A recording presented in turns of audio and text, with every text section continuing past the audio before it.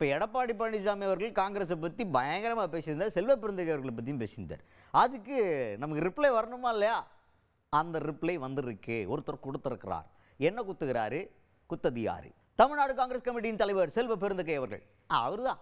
அவரை பற்றி கழுவி ஊதுறாங்கன்னா அவர்கிட்ட தானே கேட்கணும். அவர் என்ன சொல்கிறாருன்னா, எடப்பாடி பழனிசாமி அவர்களுக்கு காங்கிரஸ் மீது என்ன திடீர் அக்கறை என்ன புரியலையே எனக்கு. ஏன் என்ன இவ்வளோ அக்கறையாக பேசுகிறீங்களே? பரவாயில்ல, காங்கிரஸை பற்றி பார்த்துக்கிறக்கு நாங்கள் இருக்கோம்ல அப்படிங்கிற மாதிரி பேசியிருக்கார் செல்வ பெருந்தகை அவர்கள். நான் முதல்ல காங்கிரஸ் கட்சி மேல் நான் விசுவாசமா இருக்குனா இல்லையான்னு எங்க தொண்டர்களுக்கு தெரியும், எங்க தலைமைக்கு தெரியும். நான் அவரு கேட்கிறேன், அதிமுகவில் விசுவாசமா இருக்காரா?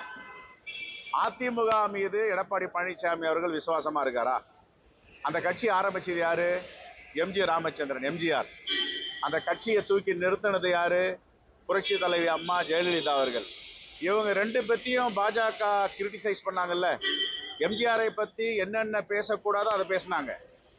அம்மையார் ஜெயலலிதாவை பத்தி அவர் தண்டனை பெற்றவர், ஊழல்வாதி, அபராதம் கட்டியவர், சிறை தண்டனை அனுபவித்தன்னு பேசினாங்கல்ல.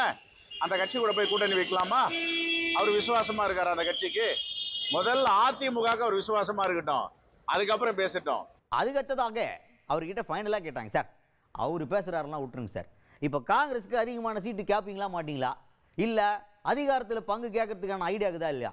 தேசிய தலைமை முடிவு பண்ணுன்றதுலாம் ஒரு பக்கம், நீங்கள் என்ன ஸ்டாண்ட் எடுக்க போகிறீங்க? நீங்கள் தேசிய தலைமைக்கு பரிந்துரை பண்ணுவீங்கல்ல, அது என்ன பரிந்துரை பண்ண போகிறீங்க, இல்லை என்ன கோரிக்கை வைக்க போகிறீங்க அப்படின்ற மாதிரி கேட்டதுக்கு செல்வ பெருந்தகை அவர்கள் சிம்பிளாக என்ன சொல்லிட்டாருன்னா, எல்லாத்தையுமே கேமரா முன்னாடி சொல்லிடுவேனா நான்?